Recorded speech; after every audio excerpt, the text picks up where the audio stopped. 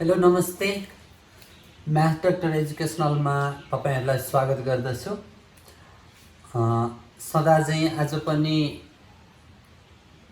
Optional math अन्तर्गतको multiple एंगलको प्रब्लमहरु लिएर आएको छु। अघिल्लो हप्ता मैले मल्टिपल एंगल्स कसरी फर्मुला डिराइभ गर्ने भन्ने कुरा पढाएको थिएँ।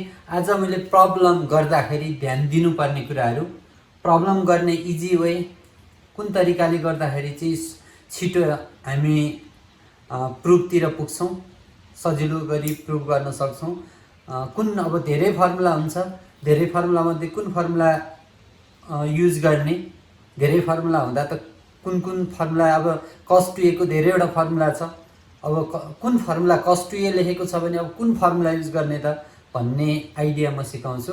अन्तिमसम्म हेरेर भरपुर फाइदा लिनुहुनेछ भन्ने मलाई लागेको छ। अब म यहाँ कतिवटा 6 वटा क्वेशन लिएर आएको छु। यो सबै क्वेशनहरु सर्ट क्वेशन हो। यो सकेपछि म फेरि लङ क्वेशन तिर आउने छु।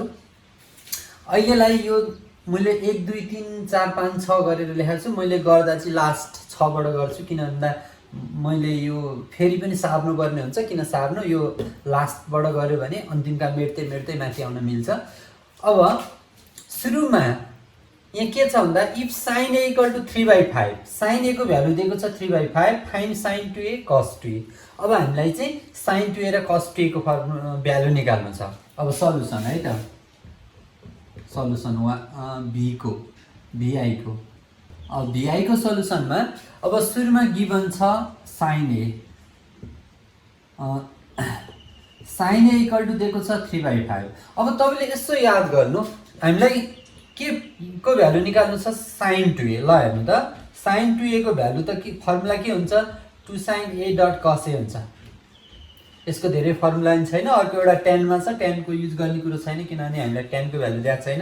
sin 2a = 2 sin a dot cos a, तर sin a को भ्यालु त यहाँ दिएको छ 3/5। त्यसो भए cos a को कति हुन्छ, अब cos a त छैन, त्यही भएर पहिला यो sin a बाट के निकाल्नु, cos a निकाल्नु। जस्तो अब cos a को फर्मुला कति हुन्छ भन्दा √1 - sin स्क्वायर a हुन्छ, इक्वल टु अब 1 को 1 भो, sin a को ठाउँमा कति लेख्न पाइयो, 3/5 को स्क्वायर लेख्न पाइयो। यसको सल्भ गर्दाखेरि कति आउँछ त भन्दा 4/5 आउँछ। नभए तपाईले यसरी गर्दा नि हुन्छ। जस्तो यो sin a भनेको के हो त, p/h हो, p3 हो भने h5 हो भने अब cos भनेको त b/h हो, b को भ्यालु यो p र h 3 छ, 3/5 छ भने b को भ्यालु कति आउँछ, 4 आउँछ। b को भ्यालु 4 आयो भने 4/h भनेको त 5 आयो, 4/5 यसरी पनि निकाल्न चाहिँ सक्नुहुन्छ। अब यहाँ हेर्नुस् है त, अब चाहिँ नाउ अब हामीलाई चाहिएको के हो त, sin 2a। sin 2a को भ्यालु फर्मुला के हुन्छ, 2 sin a dot cos a। अब 2 त 2 गएको, sin a को भ्यालु कति छ, 3/5, 3/5 अनि cos a को भ्यालु कति आयो, 4/5। तपाईलाई जुन तरिका सजिलो लाग्छ, जस्तो sin a = p/h गरेर p3h5 बाट b4 ल्याउन पनि सक्नुहुन्छ, अनि b/h भनेको 4/5 त्यसरी गरे पनि हुन्छ। नभए यो क्लास 9 मा पढेको फर्मुला cos a को भ्यालु फर्मुला हो 1 - √1 - sin स्क्वायर a, यो बाट गरे भने पनि कति आउँछ, 4/5 आउँछ। अब यसबाट कति आयो त भन्दा क्यान्सल केही पनि छैन, 2 3 जा 6, 6 4 जा 24/25। त्यसै गरी अब cos 2a, cos 2a को त अब धेरै फर्मुला छ। कुनमा लगाउने भन्दा तपाईले जेमा लगाए पनि अब सबै भ्यालु छ, sin मा पनि छ, cos मा पनि छ, sin मात्रै पनि लगाए भो, जुन लगाए पनि हुन्छ। ल म 2 cos स्क्वायर a - 1 यो लगाइदिए, तपाईले cos square a - sin square a लगाए पनि हुन्छ, किनभने cos a को भ्यालु पनि थाहा छ, sin a को भ्यालु पनि थाहा छ। ठीक छ। अर्को के छ, 1 - 2 sin स्क्वायर a, यो फर्मुला लगाइदिए पनि sin a को भ्यालु छँदैछ, निकाल्न सक्नुहुन्छ। यो निकाले जुन लगाए पनि एउटै हो फर्मुला, किनभने यहाँ सबै भ्यालु छ। अब 2 को 2, अब cos square a, cos a भनेको कति हो, 4/5। अब 4/5 को स्क्वायर cos स्क्वायर भएपछि अब -1, अब योबाट गर्दा कति हुन्छ, 2 * 4 को स्क्वायर 16/25 - 1 भनेपछि कति हुन्छ, 32/25 - 1 भनेपछि अब यो एलसीएम लिँदा 25 भयो भनेपछि कति हुन्छ, 7/25 यति आयो। अब यस्तै गरी तपाईले tan 2a को पनि निकाल, अब यहाँ त छैन, तर tan 2a को निकाल्ने हो भने sin 2a cos 2a गरेर पनि निकाल्न सक्नुहुन्छ अथवा ई sin 2a को 24/25 आयो cos 2a को 7/25 आयो यो गयो 24/25 यो एक तरिका अर्को तरिका अब यहाँ हेर्नुस् त sin a भनेको p/h हो cos a भनेको b/h हो भनेपछि tan a भनेको चाहिँ के हो त भन्दा p/b हो p भनेको 3 हो भने b भनेको कति हो 4 अब यो tan 2a को फर्मुला अर्को पनि के छ 2 tan a upon 1 + 1 - tan square छ अब त्यो फर्मुला लगाउने हो भने पनि के हुन्छ त tan a को ठाउँमा 3/4 राखेर पनि तपाईले गर्न सक्नुहुन्छ cos 2a = 11/25 छ प्रुफ दैट चाहिँ cos a को भ्यालु यति छ अब हामीले हेर्नुस् त cos 2a को फर्मुला त धेरै छन् कतिवटा एउटा दुईटा तीनटा चारवटा पाँचवटा पाँचवटा फर्मुला मध्ये कुन फर्मुला युज गर्ने त cos 2a को भन्दा तपाईहरुलाई भ्यालु के को ल्याउनु छ cos a को ल्याउनु छ भने इन टर्म अफ cos छ भने अब तपाईहरुले cos मात्र भएको फर्मुला हेर्नु पर्यो भनेपछि यो सेकेन्ड फर्मुला युज गर्नु पर्यो सल्युसन 5 यसको सल्युसन we have हामीलाई के दिएको छ भन्दा cos 2a = 11/25 दिएको छ और अब cos 2a को कुन फर्मुला लगाउने यो लगाउने 2 cos square a - 1 = 11/25 छ अब सल्भ गर्ने मात्रै हो यसमा कुनै हार्ड एन्ड फास्ट रुल छैन 11/25 यो उता जाँदा +1 और 2 cos square a भनेको अब यो एलसीएम लिँदा कति हुन्छ यो 25 हुन्छ प्लस 11 ले 36/25 हुन्छ यो 2 ले कति हुन्छ 18 जा गयो भनेपछि cos स्क्वायर अब यो स्क्वायर हटाउन के गर्नु पर्छ रुट राख्नु पर्छ ओके हैन भन्नुस् त 18/25 अब 18 भनेको कति हुन्छ 9 2 जा हुन्छ यो 25 को त अब 5 आइगयो रुट 25 ले 5 को स्क्वायरबाट आयो 18 त स्क्वायर हुँदैन यसलाई के गर्ने 9 2 जा गर्ने 9 भनेको कति हो यो 3 को स्क्वायर हुन्छ र 3 बाहिर आउँछ 3√2 भयो अब यहाँ कति हुने भयो त 3√2 तर अब यो त प्रुफ गर्नु छैन हेर्नु त हामीले प्रुफ गर्नुपर्ने त यस्तो न्युमरेटरमा त रुट छैन त्यही भएर अब यो √2 ले मल्टिप्लाई गर्दियो भने के हुन्छ माथिको रुट हट्छ भनेपछि 3 यो 3 भइगयो इन्टु √2 * √2 5√2 इक्वल टु कति हुने भयो त 6/5√2 ल यही नै प्रुफ गर्नु थियो प्रुफ भयो ठीक छ अब यो फोर्थ क्वेशन हेर्नुस् त फोर्थ को एलएचएस मैले यो क्वेशन सारिन किनभने क्वेशन यहाँ तपाईहरु देख्न सक्नुहुन्छ अब यसलाई के गर्ने भन्दा सिधै एलसीएम लिने किनभने sin 3a र cos 3a को फर्मुला लगाउनतिर लाग्नु हो भने यो के हुन्छ लेन्दी हुन्छ यसलाई सजिलो भनेको चाहिँ एलसीएम लिनु हो sin a / cos a अब यसो एलसीएम लिएपछि के हुन्छ sin a ले sin a गयो cos a ले माथि मल्टिप्लाई हुने भयो sin 3a / cos a minus अब यो cos 3a छँदैछ अब यसले यो गयो sin a बाँकी रह्यो sin a ले माथि मल्टिप्लाई गर्दा sin a अब यो के को फर्मुलामा हेर्नु त sin a cos b - cos a sin b भनेको यो sin a - b को फर्मुला हो sin a - b a भनेको ठाउँमा कति छ 3a - b भनेको ठाउँमा a sin a - b को फर्मुला हो के नि हेर्नु त हामीले 9 मा पढेको थियौ sin a cos b - cos a sin b भनेपछि sin a - b को फर्मुला हो अब यो चाहिँ के हुन्छ sin a / cos a अब यहाँ हेर्नुस् है त equal to sin 3a - a कति हुन्छ 2a हो sin 2a अब यहाँ sin a * cos a अब यहाँ हेर्नुस् त तपाईहरुले जस्तो sin 2a को फर्मुला के हुन्छ 2 sin a / cos a sin a / cos a यहाँ पनि त्यही sin a / cos a छ छैन हेर्नुस् त तर यहाँ sin a / cos a मा यदि अगाडि 2 आउँछ भने sin 2a को फर्मुला बन्छ सधैं अब तपाईहरुले के ध्यान दिनु पर्यो भन्दा यदि sin a / cos a कतै देख्नु भयो भने यहाँ अगाडि 2 हुनै पर्छ यदि छ भने फर्मुला बनिगयो छैन भने के गर्ने भन्दा आफैले 2 थप्दिने तर यहाँ मात्रै 2 थप्न पाउँदैन 2/2 गर्नुपर्छ माथि चाहियो भने पनि 2/2 तल चाहियो भने 2/2 अब यहाँ हेर्नु त sin 2a sin a cos a मा अगाडि यदि 2 थियो भने 2 sin a / cos a भनेको sin 2a को फर्मुला बन्थ्यो कि बन्दैन थियो बन्थ्यो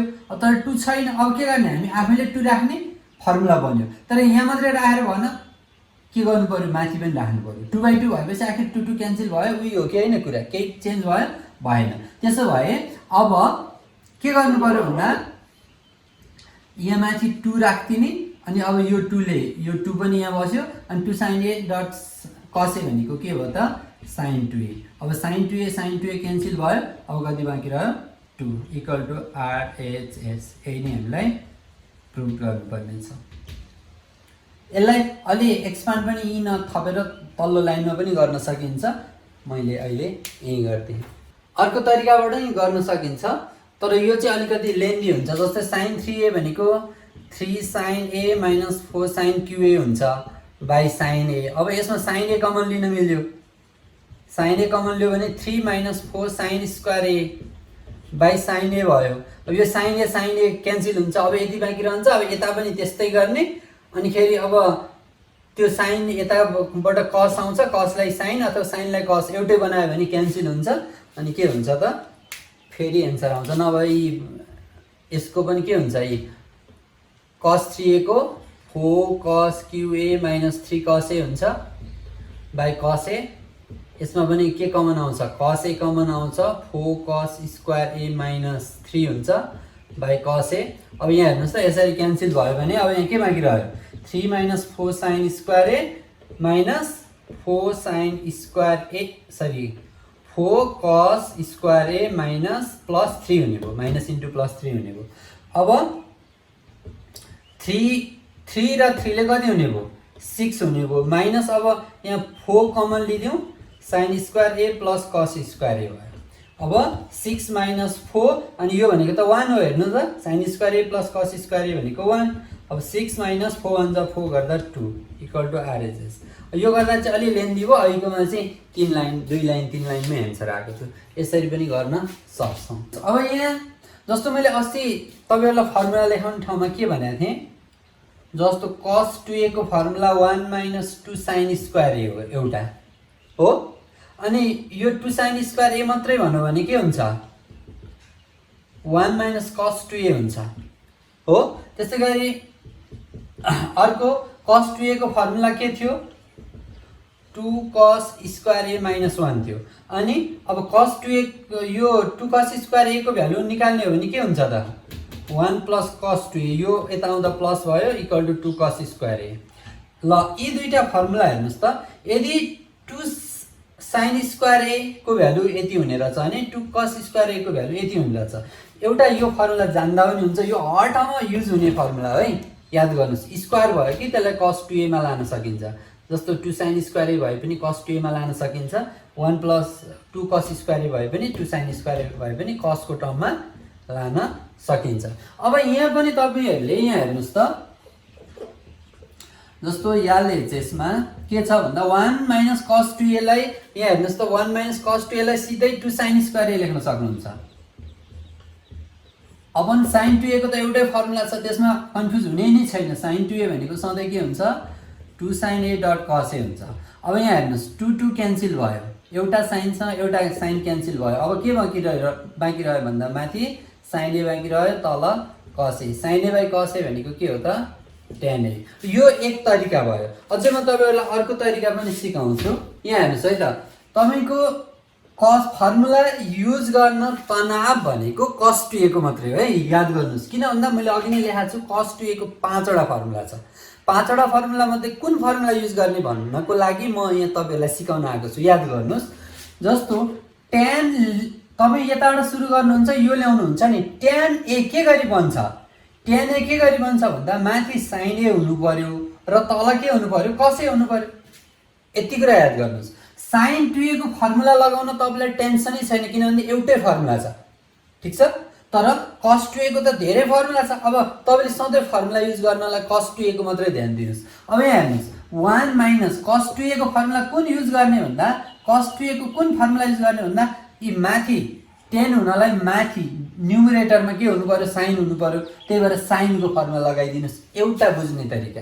अर्को पनि तरिका के छ भन्दा यहाँ हेर्नुस् त, यहाँ यस्तो न्युमेरिकल भ्यालु छ 1 छ, तर यता न्युमेरिकल भ्यालु छैन नि। त्यसैले cos 2a को फर्मुलामा त यहाँ हेर्नुस् त, cos 2a को फर्मुलामा यो 1 आउँछ, cos 2a को फर्मुलामा यहाँ 1 आउँछ कि आउँदैन हो। यस्तो 1 फर्मुला लगाउनुस्, कुन लगाउँदा चाहिँ यो 1 क्यान्सल हुन्छ, किन भन्दा यता 1 छ यता त 1 छैन भनेपछि यो 1 हट्ने गरी फर्मुला लगाउन जाने पनि भयो एउटा।